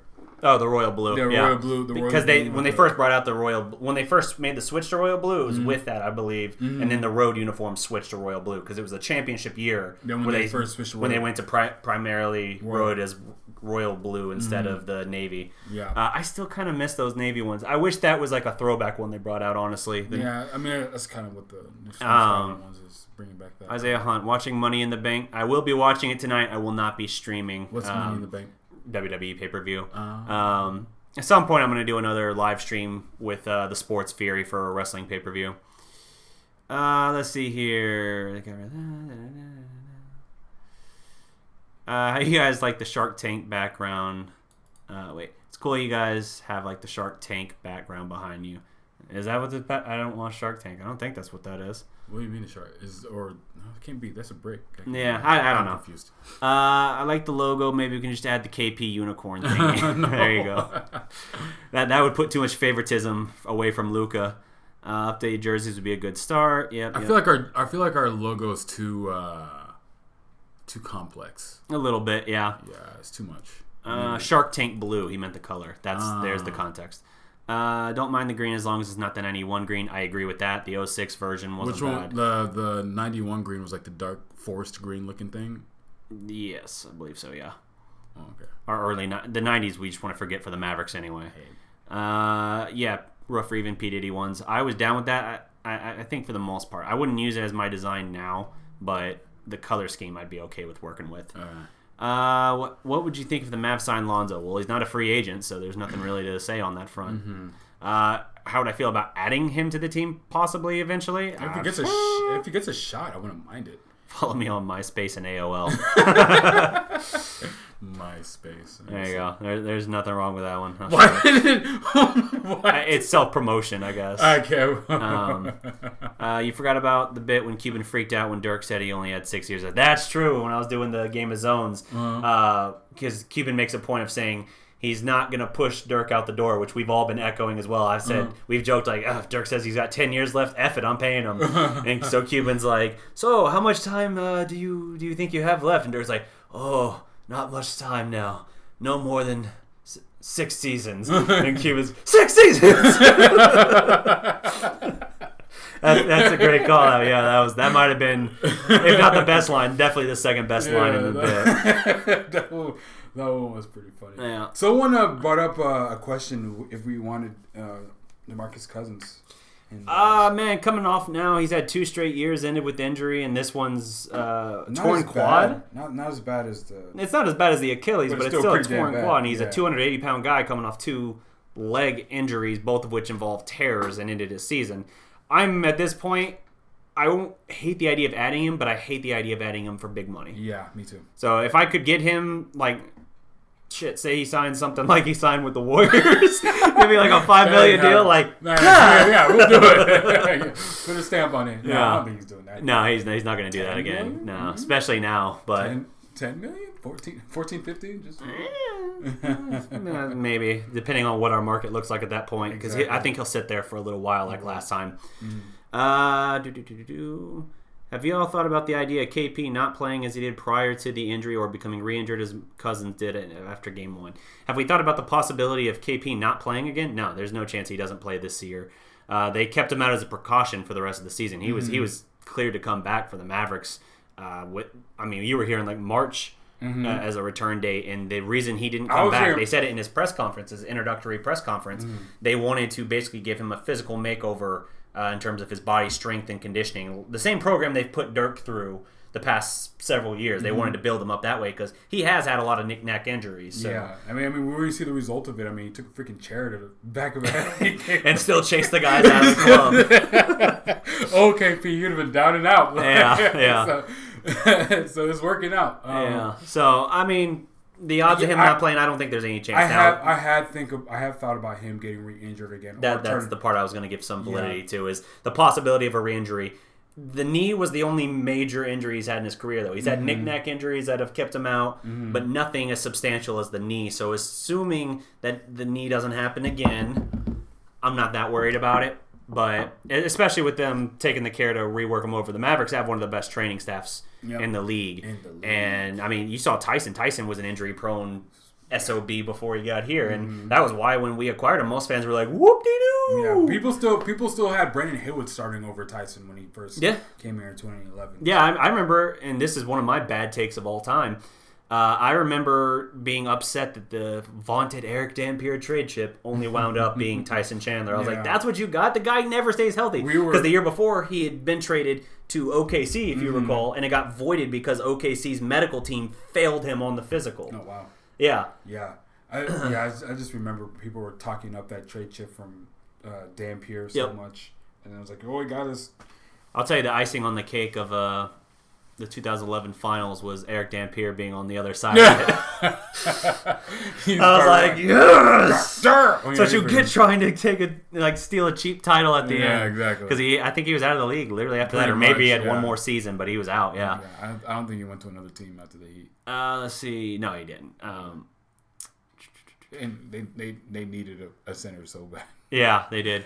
And he still didn't play. I think Beverly would be perfect point guard next to Luka. He'd stay there going after Kemba day one. Would you stay? I mean, if you don't go after Kemba day one, you're probably not getting Kemba.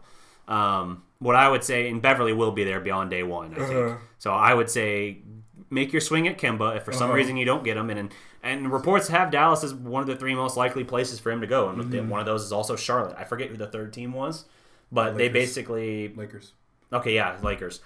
So it was basically saying, like, stay in Charlotte, Dallas, Lakers, I think was how they put it. And Charlotte, if they offer him the money, that's his biggest incentive. Yeah. But otherwise, Dallas is probably his best fit. But we'll see. And if for some reason that doesn't work out, then you can take a look at Pat Bev. I would, again, like Pat Bev, I've been high on adding him for 2.5 months now, it feels like. I feel like I've been making this point on it. And that's why I was talking to you earlier. I like when we say stuff, and people might at the time, some people might kind of be like, I don't know, I don't see it that way, or I just don't see that happening. And then you look around, and now all of a sudden you have like main Dallas media people saying the same stuff, and people are like, oh, you know what? He makes a good point. I'm over here like, bro. We've been saying that for a long time. Yeah. Like, one thing we do need to get going. I'm gonna task the people on this chat. Okay. Or on this chat to do it. We need to start putting more towards Dwayne Dedmon. Worst take of all time. Who? I just highlighted. Wow. We'll get to that. We'll debunk that in a moment. All right. Anyway, yeah, Dwayne Dedmon. I want him. He can do everything. Mm-hmm. Everything that we want our big man to do, except would pair well next to KP. Exactly. Could get rebounds. Probably not as a high level as He's a very cost-effective, solid ad. Mm-hmm. He's only getting paid $6 million. He only got paid $6 million this year. We could probably get him for like $8 or something. So he would be very, very affordable. Can block shots. Can make threes. Can make twos. Can post up. Yep. If KP can, sit down and get a little rest, we can still have an effective big man. Right. Credit to Max. Max was the original person to put me on. I did a little research, then I officially started building that train. And then I kind of stopped for a little bit because I wasn't on Twitter a lot. But now I'm trying to build it back up again. We need to build that train. Dwayne Dedmon to Dallas, people. There you go. So, all right. So Mario talking about wish we never got Luka. Hawks won the trade. No. Totally could not more emphatically disagree. Who would you rather we have gotten? Who else could we have gotten that would have built the entire franchise moving forward? Michael Porter. He just finally got cleared to return to practice the other day. Like I saw the story. We were talking about that. Yeah, we didn't know about the second back surgery he had. But we're always saying if you draft him again and he doesn't play, whatever, we'll just take another good pick. Yeah. But yeah, who else in that last draft could you have gotten? Other than Luka, that you would have been like, boom, right there. We're going to immediately change course. We're now not looking at a 3 or 4 year window to contending again. We're now going to go get the KP deal done. And now we're going to be able to say, hey, as of next year, we think we can make some noise. Mm-hmm. Like, there's no one else. And even if you had kept Trae Young, by the way, they wouldn't have taken Trae Young. They said they would have taken Wendell Carter. That's what Rick Carlisle said. Ugh. He said they would have taken Wendell Carter had they not pulled the Luka deal off. That would have been such a big blow to me. I'm sorry. That would have not moved the needle. I would have not been excited for the year. Yeah, so, and as far as the Hawks winning the trade, there's no chance they won the trade. I mean, yeah, Trae Young the last 2 months proved that he wasn't a bust. Hey, good for him. I'm glad. Seriously. This is coming from an OU guy, by the way. He went to my high school. Oh, wow. Trae Young went to my high school. I watched him in high school. They're best friends. Yeah, we're a little different in age. They had lunch together. Third period. Yeah, so I watched him in high school. I watched him at OU, and I haven't seen him in an NBA game live, but I've seen the guy. Like I said, coming out, I think he can be Steph Curry light, but that's his like if everything goes according to plan. I said I also thought he was a boom or bust guy. To his credit, he looks like he'll not be a bust at the very least. So yeah, he balled out the second half of the season, and he at least got some people making a discussion about the whole situation regarding Rookie of the Year. But to act like he's now leapfrogged Luka in that regard is asinine. By the way, there's another story we can gloss over. Officially, the Rookie of the Year finalists are Luka, Trae, and DeAndre Ayton. Ayton, you might as well just remove him from it. And I mean, Trae Young, again, 2 good months do not outweigh an entire season, and there was only 1 month of the entire season where Trae averaged more points per game than Luka. So it's not a discussion. Luka is your Rookie of the Year. Trae Young got 1 triple-double in his rookie year. Luka got 8. This is coming from a dude who wasn't super high on Luka Doncic going into the... Now, it wasn't freaking what's-his-name saying that he's worth a second-round pick, but... No. Remember when we were doing the draft thing, I had him 5. And the reason why I had him number 5 is because I knew that getting Luka would hurt the development of Dennis Smith. Yeah. And I was kind of right, was I not? I mean, it definitely ushered in Dennis's exit. Exactly. Because the keys of the franchise were taken out of Dennis's hands and put into Luka's. I was big on Dennis, but it was the right call. There has not been a rookie outside. Who was the last rookie? Probably, I want to say Kevin. Yeah, Kevin Durant. That completely changes the course of a franchise. When the Sonics drafted Kevin Durant, they had Rashard Lewis and Ray Allen on their team, and they got rid of him I guess to completely just have their focus on Kevin Durant. And it was so rough, they went straight to Oklahoma City. that was bad. And Presti was freaking balling as a GM, drafting what's their nuts? James Harden, Ibaka, Russell, all within like a 2 or 3 year span. Yeah, that was great. But Ibaka and Harden were the same year, I believe. There's no rookie. Trae Young didn't do that. Came up same time. Trae Young didn't do that. Yeah, what was that freaking tweet? That was hilarious. Let me look up that tweet. It was like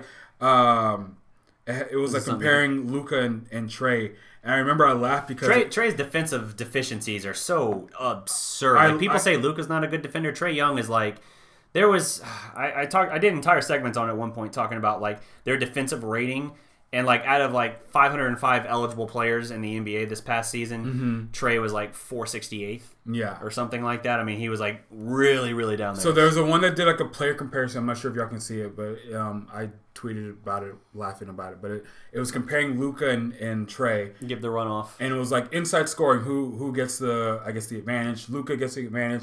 Outside scoring, Luka gets the advantage. This is kind of weird. Playmaking, Trae Young gets the advantage. Athleticism, even. Okay. Defense, Doncic gets the advantage. I agree. Rim protection, even. That's laughable. Yeah. Trae had like 3 blocks on the season. Luka at least had like 30. Nothing huge. Less than 1 a game, but it was like 0.4 a game. Rebounding, Doncic. Clutch, Doncic. Leadership, Doncic. Basketball IQ, Doncic. Better scorer, Young, but you have inside scoring and outside scoring. To Doncic, so that does seem counterintuitive. Free throw shooting, Young. There you go. Okay, yeah, exactly. One-on-one impact, Doncic. One-on-one game, Young. Okay. Again, I guess beat your man off the dribble, maybe. I mean, So, I mean, it's one of those things where I think Trae's a better passer, but Luka is phenomenal. Yeah. So I look at it this way. I'm not trying to kick dirt in Trae Young's face. I think he's a fine player, a good player, and he will help Atlanta towards their rebuild. Yeah, exactly. Yeah. But here's the thing: Dallas swapped the 5th pick for the 3rd for Luka, so they gave up the 5th and the 10th of this year, of this coming year. Yeah, 5th and 10th, and in Atlanta's own pick, their own tanking efforts, they only got the 8th pick. Atlanta did not win the trade just because they're getting 2 players for the price of 1. What of quality are they going to get at 10? There's, especially in this draft where, as you said, some people are saying this draft is 3, maybe 4 people deep. We slightly disagree with that, but at the same time, you look at it and you're like, it's not especially deep of a draft. So at 10, what are the odds that they add something that you're like, ooh, that plus Young is better than Luka? And here's the thing. Let's say that they had wound up with the number 6 pick. Even if they got another stud, does that mean that the Mavericks lost the trade? No. We still got our franchise cornerstone for the next 20 years that changed the course of everything. So to me, this is how it's a win-win. Not everything is like winner loser of everything. 2 teams can make a trade and it benefit both of them. F it. We won. I don't care. As far as I'm concerned. Yeah. Here's what I think about Luka. If Luka, from here on out, does not get better, that's very unlikely. But if Luka, from here on out, does not get any better, he's still a championship piece. Yeah. He's still a number 1 piece. Trae, he still has some getting better to do before I will either give him that title. I believe. For most of the year, Trae was shooting like 29% from 3. He was. Luka had to fall off late for them to make it basically the same percentage. Bro, there's no 2 ways to look. We won that trade. We won. The only way we lose that trade is if by some, I guess, stroke of luck that 10th pick that they got from us turned out to be a freaking Giannis Antetokounmpo type dude. Then you won. Congrats. But it's not likely. I think people have what's his name from Texas, the center from Texas, going number 10. I forget his name, but yeah, I know who you're talking about. Yeah, I forgot his name too. Someone bring it up in the chat. I appreciate that. But yeah, they didn't win. Just like we've been saying, Trae's not a bad player. In fact, he's actually a pretty exciting player. He actually puts a lot of butts in the seats, and he makes Atlanta watchable again. And in college, he's the only guy ever to lead the country in points and assists in the same year. Trae Young. Yeah. I mean, again, I'm not throwing any shade his way, but I am going to say if you're giving me a chance right now to start a franchise and I can pick him or Luka, I'm going to take Luka every time. 10 times every time. 11 times out of 10. I'll give you all How this. would Trey play in the West? Less than Kemba. Yeah, facts. Hayes. Yeah, Jackson Hayes. Thanks to you, Rough Raven. Yeah. I mean, Trey, he's good. He can shoot. He can pass. He's good. He's a good player. Not a defender. Yeah. But a good offensive player for sure. Luka's not a defender, but Luka's What are smarter. the chances we get Jonte Porter? Jonte Porter, the brother of Michael Porter Jr. from Missouri. Mm-hmm. He was slated to have a big year. Slated to go in the lottery, but did suffer a season-ending injury. I think it was a knee. No. It's like it runs in the family. We're done. No, I think it was a knee. Not the most athletic guy. Yeah. Actually, not athletic at all. Right. But he's a very high IQ big man. So Okay. I think a comp for Jonte Porter will be a Al Horford. Sorry. Al Horford. I said Alford. Yeah. Al Horford type guy. Not the most exciting. Not the most. But fundamentally sound. But fundamentally Good very player, high yeah. IQ type person. Gotcha. I think we already have a lot of big people on our team. For this second pick, I'm seeing a lot of wings getting drafted. I'm seeing a dude that even played D2 basketball, but he was like the highest scoring D2 player of all time. Yeah, highest scoring average, maybe? Something like Something that. to that effect? I don't know, but I'm seeing a lot of him. What's his name? I saw Take-a-thon has us choosing, which I don't think is going to happen. These get chosen way before, but it was like something like NZ. So it was like a weird African name, Okpala, something like that. Okay. But long athletic wing. I don't see anybody having the Mavs choose a big man. I'm seeing them choose point guards too. I'm like, why? Yeah, that's a weird one. He got hurt twice in the offseason. Eek. Would you be mad if we drafted Taco Fall? Yeah, because he's not going to...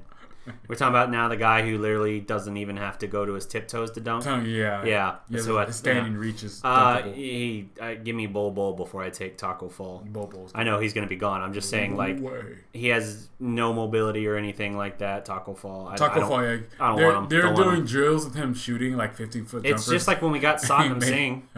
That's what it would be. A little better. But is he going to get us into the Indian market? That's what we need to know. These are the real questions. Satnam Singh open doors for us, people. Could RJ Barrett fall to us? Zero chance. RJ Barrett's going to be in the top 5 probably. No one's fallen to 37 of that caliber. Neither can get Giannis. Memory serves correct. Giannis is our biggest draft regret. That's not a secret. You talking about KZ combo for? Yeah, Take-a-thon has this. Amir Hinton, watching him right now. KZ combo. Jalen McDaniels. We should probably talk. We probably need to do a little more bit of a deep research. dive. Yeah, on potential prospects who can pick at the 37th pick. Yeah, I haven't looked to that extent. Yeah, I was starting to take a deeper look in like the lottery picture. Yeah, like in the days leading up to it, I started really digging into that, and then I was like, okay, I hadn't really looked at round 2. Yeah, it was arcade. Let's see here. We should double Luka, the Semitic kid. Yeah, KZ Okpala. There you go. Okpala. Did I say it right? From Stanford, second round pick. Yeah. What did Rangers say is a combo forward, but not ideal? Why? Explain to me, Max. Why is he not ideal? Can he play defense? If he can't play defense, I'm not interested. If he can't shoot, if he can't play defense, but he can shoot like Klay Thompson, then I'll be interested. Fair enough. Will y'all trade with the Bulls? It depends on what we're trading. Like they're trying to trade us Zach LaVine. Well, the Bulls got a bad shake in the draft too. I think they wound up with like 7th. I mean, you could just invite me next week. Gotcha. We'll figure out when I'm. That's all up to him. He's the boss. We'll figure out that schedule because we'll have to do the dive at some point for sure. I'm happy. I'm happy for the Pels too. I really wanted Zion to go to New York because, man, they just been talk about the worst luck. I didn't want them to go to New York. It's bad enough I got family. It's bad enough they're hurting over there. Whatever. It's bad enough the Knicks fans are already obnoxious because of the KP stuff in the offseason that they're acting like, yeah, we were smart. We won the trade. Like, you got a bag of peanuts. Like, hey, man, Dennis Smith is not a bad. They're going to trade him or put him on the bench because they would take Kyrie in a heartbeat over him. That's fine, but I'm just saying. Like, they're like, oh, we won only because of his off-court stuff, like KP's. So then if you give them Zion, they're like, ha, we got everything. Like, your asses would be thrilled if you still had KP and added Zion. Like, don't twist it like you're better off with only one of them. It's ridiculous to me. Yeah. Poor defense, man. Questionable shot creation, downhill. Lies and downhill ability, still not great. Robbie is smart, versatile, 4-5 we need. Who are we talking about? He's talking about the prospects you guys were going back and forth about. Yeah, man. If I had the time, I'll try to look up stuff while I'm at work. Yeah. We'll figure it out. We'll do a deep dive for when the draft rolls around and take a look at some of these prospects, and we'll do another show for that. What we should do, because I'm hearing that they might actually move up the free agency period. Yeah, I did see that the moratorium period or whatever that would move up. Well, at least they'll at least be able to talk to free agents on the 30th or the 31st, whichever month that is. Yeah. If that happens, then we'll have more to talk about for sure on that. What day is that? That's what I want to look up. What day is that? Is it July 1st? That's a Monday. Oh, man. You know what we should do? What? We should, if they move it up, let's say they move it up, that means it'll be Saturday. On a Sunday, which would mean on Saturday night we can do like a podcast or something, a live podcast, just doing free agency, just talking free agency, because stuff goes down. Are you saying that we do 11:01? You're saying that we do a Not 11 live. o'clock or midnight, basically. Yeah. Okay, let me because people gonna be up anyway. All right, I'll ask you guys this: if we were to live stream at 12:01, Oh, word! June 30th, 5 p.m. Is that our time? Eastern time. So it'll be 4. That's a Saturday. Sunday at 4. That's our regular time. What you mean, bro? Okay, there you go. That's so we'll live stream during that. Thanks for live stream, guys. Signing out. Thanks, Mesa. All right. We're pretty much winding down as well. We've gone through the show topics. We're just kind of making small talk at this point and previewing stuff. But cool. We'll figure out something. If it works out, we'll do a live reaction at the 12:01 because you'll have big moves come down around that time. That's last when year. Al Farouk got picked up. Yep. 11:01. Sign so we'll take care of that. But I think that's gonna wrap up our time for this epised. Thank you guys for tuning in, he just everyone. Wants to take off the shirt. That's why my skin is starting to itch. So it's burning. Yeah, unfortunately, I got a lot. What if like the Rondo number 9 gets like imprinted in your skin? That's why I'm wearing the undershirt. Just in case. I don't want it touching my skin any more than it has to.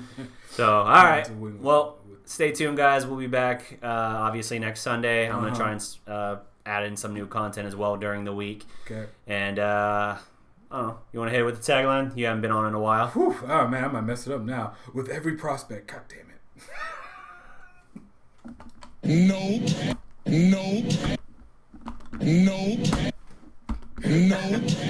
Oh my God! Oh! Shut it down! Let's go! That was really bad, guys.